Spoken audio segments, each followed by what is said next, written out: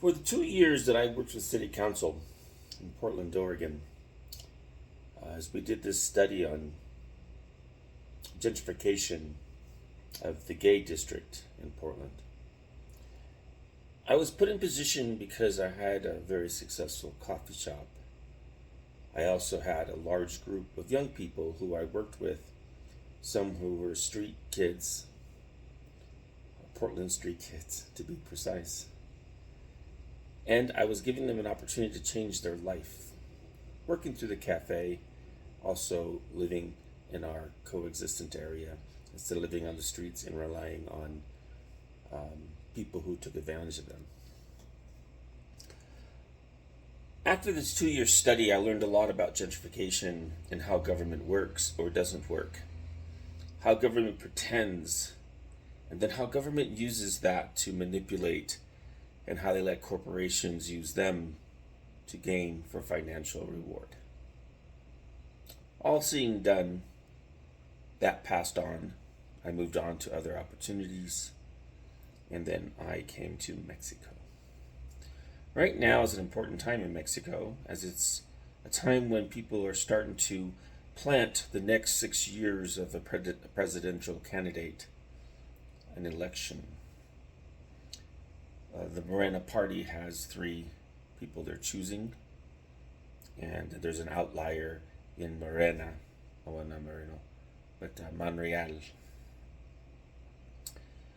But when you roll it all out, you have to look at the 2 older candidates in this gap, and then you look at a younger candidate who's a female who's working on the feminist side, that women are better and smarter. In Mexico, that doesn't matter. Mexico, women have always been the strong influence in the family. I know it was in my family, and still is today. So that is a Western idea, but not a Mexican idea.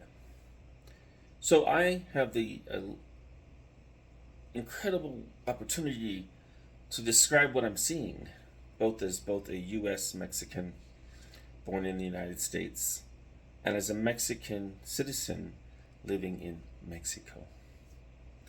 My dual citizenship gives me the idea and opportunity to look at these from both sides, from a governmental standpoint, from an educational standpoint, and from a business standpoint.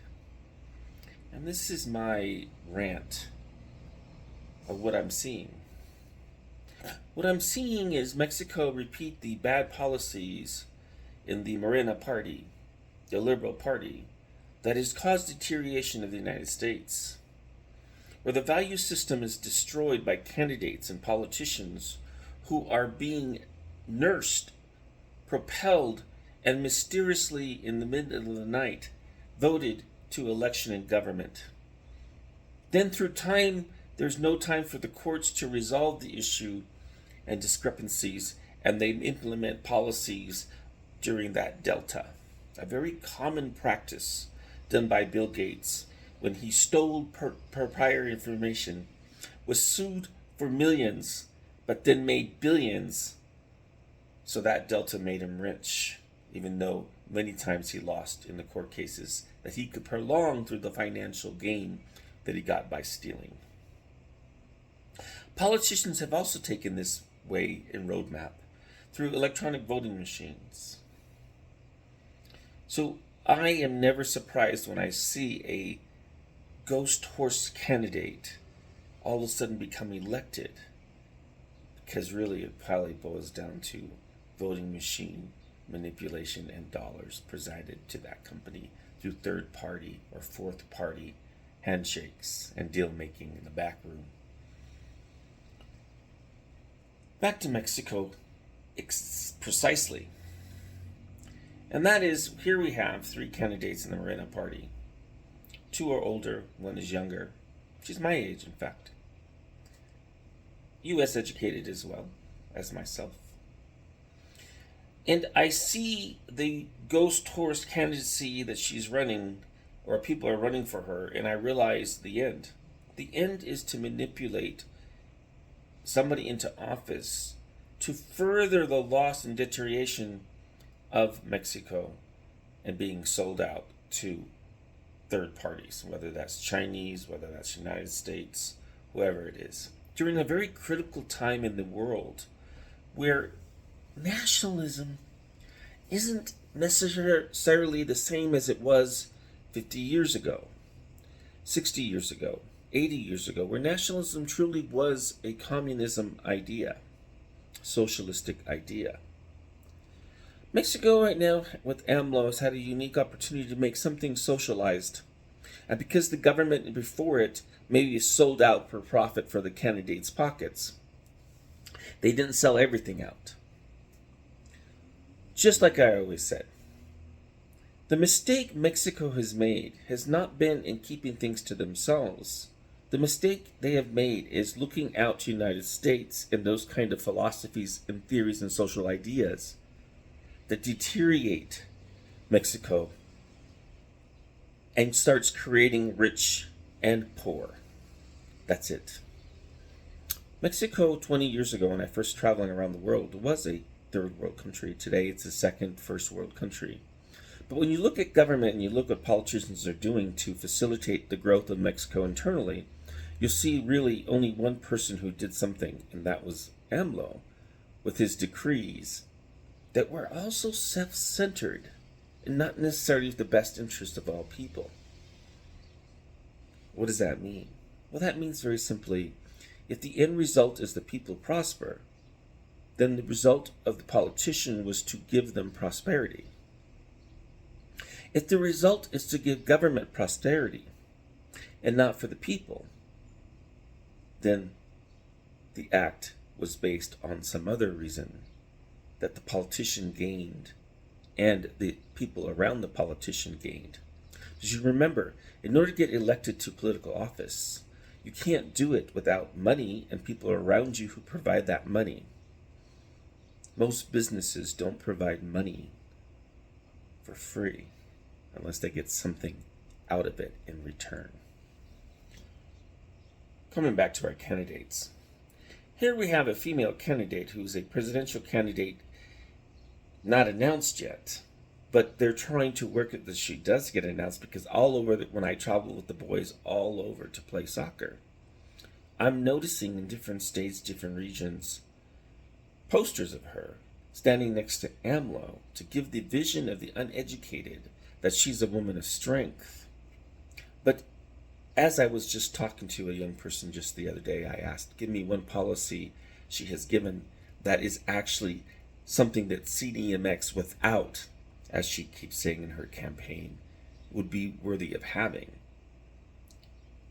in other smaller cities of Mexico. And the person couldn't give me one, because there is not one. The reality is this: ghost candidates like Sheinbaum are truly the root of the evil of political power, which is to create a two-party system in which the rich enrich themselves globally by saying we are doing this in cohesion to help the people. But then you look back and you see the policies and what they provide the young, and you recognize that isn't true. But you say that at first so that people run out of clock.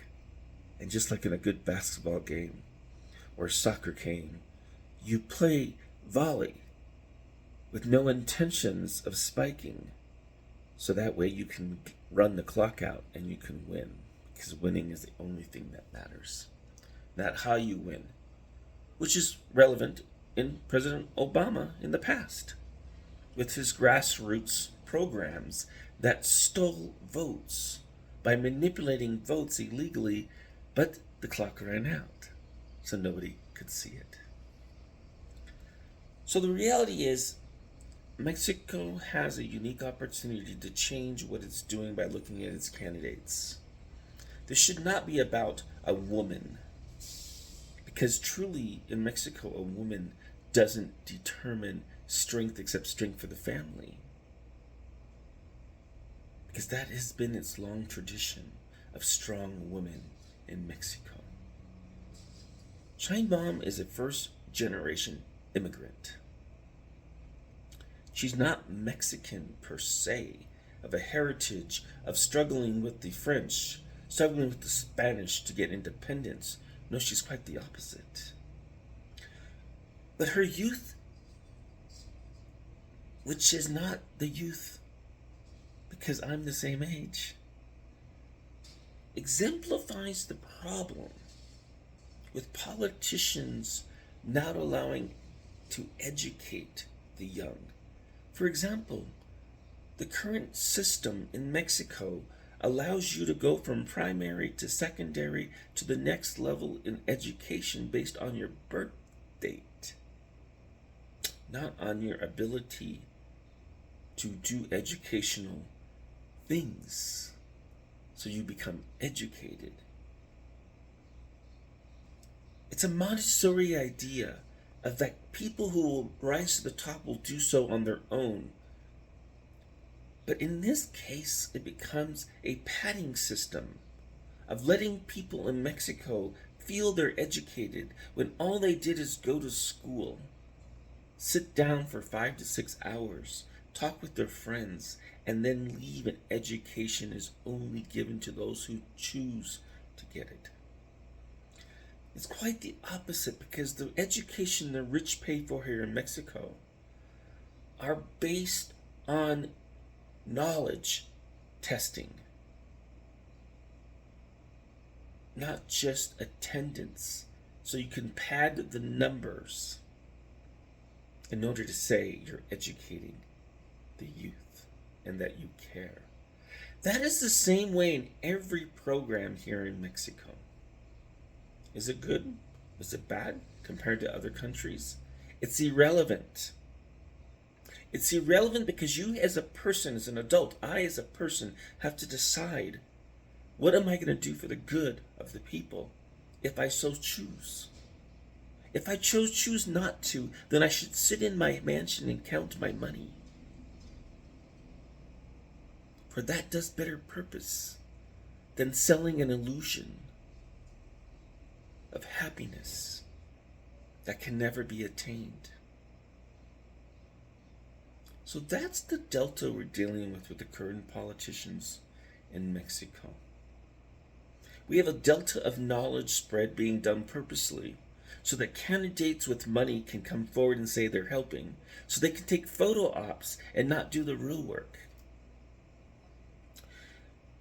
Behind me is a video, a tweet from Monreal regarding the educational system and the delta of not giving children opportunities, so they lack the want of education. So when they come of age, they're more worried in self-fulfilling their emotions of their bodies growing than they are of building their mind and education to build a future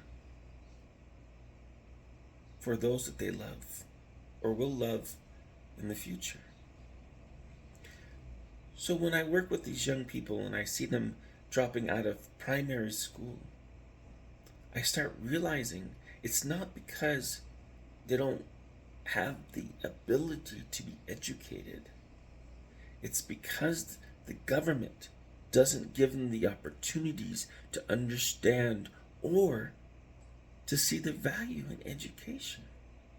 So Monreal is exactly correct in describing the delta. Unfortunately, he too has been a politician for a very long time. And the delta has not been filled. I expected it from an educator, because that's what we learn as educators. So I'm going to stop this little talk, because I think it's more important to understand that if we want to help, then we should shut up and help. That's it.